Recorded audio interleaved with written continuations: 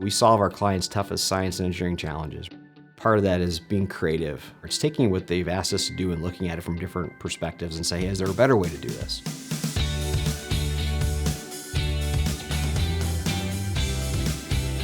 We serve food and beverage, so think of anything you might have on your shelf at home that could be food related, or different beverages, sodas, beer, water, things like that. Frozen goods, canned goods, soup, dry goods, lunch meat. We also work in the consumer goods side from a standpoint of like durable products. Think of like paper plates, building materials for your house. We do some work in the chemical industry as well, but we really focus in on things that impact your day-to-day life.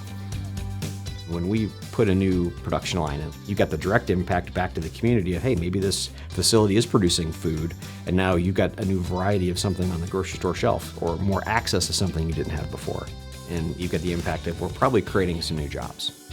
But then the other side is like the environmental piece of it. When we design something, we look at those things and say, hey, how can we reduce that footprint?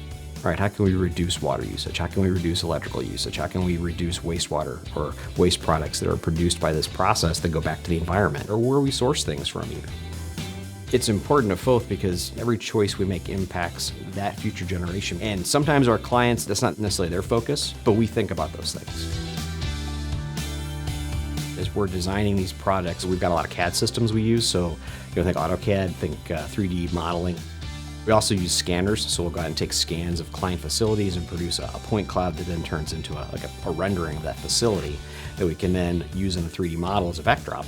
But on top of that, we'll use VR. So we'll take that same model and that point cloud and put them together, and we'll actually produce a VR model that we can show to our clients in either a headset, or we also use iPads to do the same kind of thing and walk out and kind of show them, hey, this is what your production line is going to actually look like when we put it in.